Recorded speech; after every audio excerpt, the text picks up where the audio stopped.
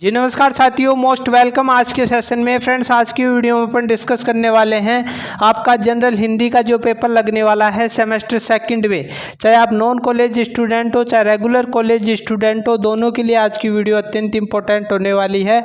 आज की वीडियो में अपन बात करेंगे अच्छे अंक कैसे लाएँ, क्योंकि पास तो आप हो जाओगे लेकिन आप अच्छे अंक कैसे ला सकते हो। इसमें अच्छे अंक लाना इम्पोर्टेंट है। क्यों है, बात करेंगे यहाँ पर कि हिंदी के जो ये अंक हैं, चाहे आप सेमेस्टर फर्स्ट देख रहे हो चाहे सेकंड देख रहे हो या फिर आप जनरल इंग्लिश का पेपर दे रहे हो, उसके दोनों सेमेस्टर, इनके अंक आखिरकार में जो आपकी मेन परसेंटेज होगी उसमें जुड़ेंगे या नहीं जुड़ेंगे, इस पर बात करेंगे।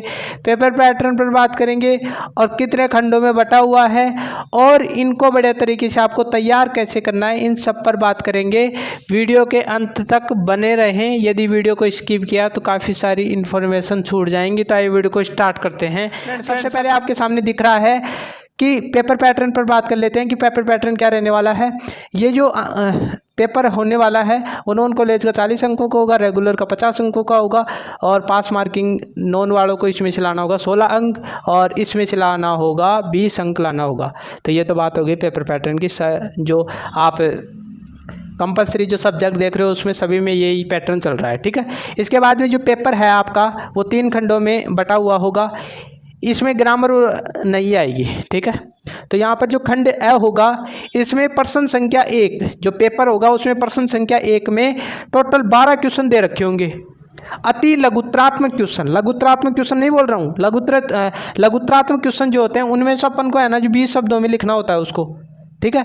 लेकिन ये जो होते हैं उनको अपन 1 शब्द या 2 शब्द में आंसर देना होता है, क्योंकि उसकी लिमिट इतनी होती है। उसमें आंसर तो आपको उतना ही देना है जितना उसने बोला है। तो जैसे एक क्वेश्चन मैं बना देता हूँ, जैसे राजस्थान की राजधानी क्या है, नॉर्मल सा क्वेश्चन मैंने बना दिया, भाई जयपुर है। तो जयपुर, ये इस प्रकार के क्वेश्चन अति लघुत्रात्मक क्वेश्चन होते हैं और जयपुर है ना जो एक शब्द में आपको आंसर आ गया, तो ऐसे क्वेश्चन आने वाले हैं, ठीक है। किसी रचना पर आ गए तो ये इनके अंक कितने रहने वाले हैं, तो इनके अंक है ना जो यहाँ पर लिख देता हूँ 1/2, यानी एक क्वेश्चन है ना जो आधा अंक का होगा, तो 12 क्वेश्चन कितने अंकों के हो गए, 6 अंकों के हो गए, ठीक है। यहाँ तक बात आपको क्लियर हो गई होगी।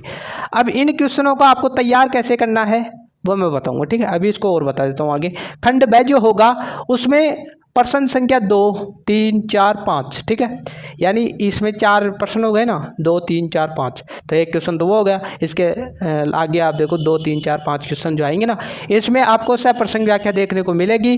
टोटल 8 व्याख्या आएंगी, जिसमें से आपको कितने करनी होंगी, 4 करनी होंगी, क्योंकि अथवा में दे रखा होगा और 4 करनी होंगी। तो प्रत्येक जो व्याख्या होगी उसके 3.5 अंक होंगे। ये रेगुलर स्टूडेंटों की बता रहा हूँ, नॉन स्टूडेंटों के इसमें 12 अंक, 10 अंक और जुड़ जाएंगे। तो पैटर्न तो ये चलने वाला है, लेकिन वो 10 अंक कैसे जोड़ेगा वो किसी में भी जोड़ सकता है, मैं इसकी कोई गारंटी नहीं ले सकता, वो उसके ऊपर निर्भर करता है। तो ये यहाँ तक हो गया। इसके बाद में इसके अंक यदि जोड़ोगे, 4 को 3.5 से गुणा करोगे तो 14 अंक बनते हैं, ठीक है। इसके बाद में प्रश्न संख्या 6, 7, 8, 9, इसमें निबंधात्मक प्रश्न आने वाले हैं। टोटल 8 प्रश्न आएंगे जो अथवा में दे रखे होंगे, जिसमें से अपन को 4 करना होगा। तो 4 गुणा 5 यानी एक क्वेश्चन 5 अंकों का आएगा, निबंधात्मक क्वेश्चन। तो आपको इसका आंसर है ना जो आप ऐसा मान सकते हो 3 पेज में देना है, ठीक है। 3 पेज में आपका ये आंसर कवर हो जाएगा, क्योंकि अंक ही इतना बोला गया है। 20 अंकों का होता तो आपको 5-6 पेज बनने होते, लेकिन ये तो 5 अंकों का दे रखा है। तो ये टोटल कितने अंकों का होगा, 4 करना होगा, तो इसमें 5 टोटल हो गए 20 अंक, ठीक है। अब जोड़ोगे इसको, 20 और 14 है, कितने हो गए, 34, 34 और 6 टोटल 40 अंक हो गए। 40 अंक किनके हो गए, रेगुलर स्टूडेंटों के। आपके नॉन कॉलेज के स्टूडेंटों के 10 अंक और जोड़ेगा, या तो वो इसमें जोड़ सकता है या इसमें जोड़ सकता है, दोनों में भी जोड़ सकता है, तो इस प्रकार देगा। अब आपको इनको तैयार कैसे करना है और इस पॉइंट को कवर कर लेते हैं अपन, अच्छे अंक कैसे लाएँ, ठीक है। तो सबसे पहले तो ये जो इंपॉर्टेंट क्वेश्चन देख रहे हो, इन इम्पोर्टेंट क्वेश्चनों पर मैंने ऑलरेडी वीडियो डाली हुई है, वो रेगुलर और नॉन कॉलेज दोनों के लिए इंपॉर्टेंट है। स्क्रीन पर आपको दिख रहा होगा, इसका लिंक मैं डिस्क्रिप्शन बॉक्स में डाल दूंगा। वहाँ पर जाकर जब क्लिक करोगे, वीडियो चल रही है उसके जस्ट नीचे ही मोर ऑप्शन आ रहा होगा, उस पर क्लिक करोगे तो जो प्ले लिस्ट है, वो जो डिस्क्रिप्शन है वो खुलेगा और वहाँ पर मैंने एक सेक्शन बना रखा है किसके नाम से, general Hindi semester second most important क्वेश्चनों के नाम से, उस पर क्लिक करोगे तो वो वीडियो आपकी खुल जाएगी। या टेलीग्राम ग्रुप चैनल है, वहाँ पर जाकर आप ज्वाइन हो जाओ। वहाँ पर मैं उसके लिंक और जो भी नोट्स मटेरियल जो भी चीज़ें होती हैं पेपर ऊपर सब कुछ वहाँ पर डाल देता हूँ, ठीक है। तो ये क्वेश्चन तो आपको ऐसे तैयार करने हैं। इसके बाद में इनको कैसे तैयार करना है और इनको ये तो है ना जो साहित्य क्वेश्चन पूछे जाएंगे, और इनको कैसे तैयार करना है सब पर बात करेंगे, ठीक है। इसमें सप्रसंग जो व्याख्या होती है, सप्रसंग में अपन को क्या लिखना होता है कि वो व्याख्या है ना जो किस में ली गई है। तो इन दोनों को तैयार कैसे करना है, देखो आपको एक है ना पेज लेना है, ठीक है, एक पेज ले लेना है। सबसे पहले तो जो व्याख्या दे रखी है आपकी सीरीज में से तैयार करना चाहो तो सीरीज में से कर लो।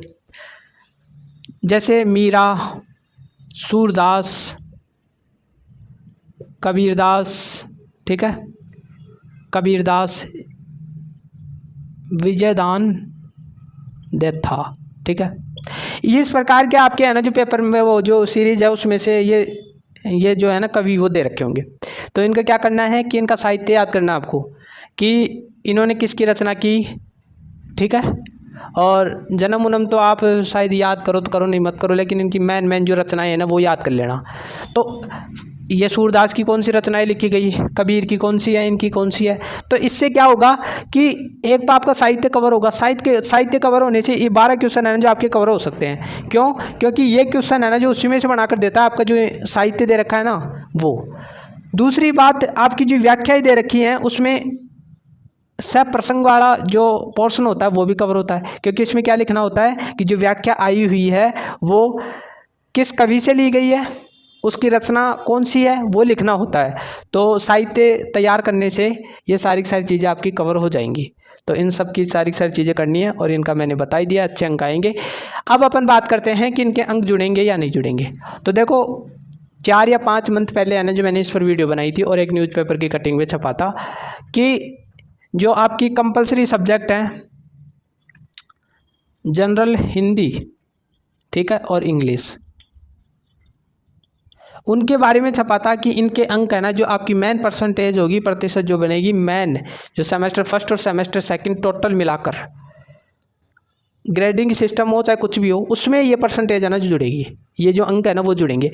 पहले क्या होता था 2023 के पहले, 2024 चल रहा है, सेमेस्टर लागू हुआ है, तो 2023 के पहले तो है ना जो ये जो कंपलसरी सब्जेक्ट होते थे हिंदी, इंग्लिश, कंप्यूटर जो भी है वो, उनके अंक है ना जो मेन परसेंटेज में नहीं जुड़ते थे। पास सिर्फ पास मार्किंग होती, पास करना होता था। लेकिन इस बार है ना जो इन दोनों की मैं गारंटी ले सकता हूँ कि इनके अंक जुड़ेंगे। बाकी जो स्किल एनहेंसमेंट है और वैल्यू एडेड कोर्स है उनके अंक है ना जो पूरी तरीके से मैं श्योर नहीं हूँ, क्योंकि इसके बारे में कुछ बताया नहीं है, उनके अंक शायद मेरे हिसाब से नहीं जुड़ेंगे। लेकिन इनके तो अंक है ना जो श्योर हूँ कि इनके अंक जरूर जुड़ेंगे। तो इनमें आपको बढ़िया तरीके से अंक लाने हैं, क्योंकि जनरल हिंदी में तो आप बढ़िया तरीके से अंक ला सकते हो। जनरल इंग्लिश की मैं कह नहीं सकता आप किस प्रकार कैसा आपका उसमें है, तो जनरल हिंदी की तो मैं बोल सकता हूँ कि आप बढ़िया तरीके से अंक ला सकते हो। फ्रेंड्स, मिलते हैं एक नई वीडियो के साथ। यदि चैनल पर नए हो तो चैनल को सब्सक्राइब करो, क्योंकि सब्सक्राइब करोगे तभी मेरी वीडियो आप तक पहुंचेगी, अन्यथा आप किसी चीज़ को मिस करोगे। और मैं सारी इंपॉर्टेंट वीडियो बनाता हूं, नो बकवास, ठीक है। मिलते हैं एक नई वीडियो के साथ, तब तक के लिए थैंक यू।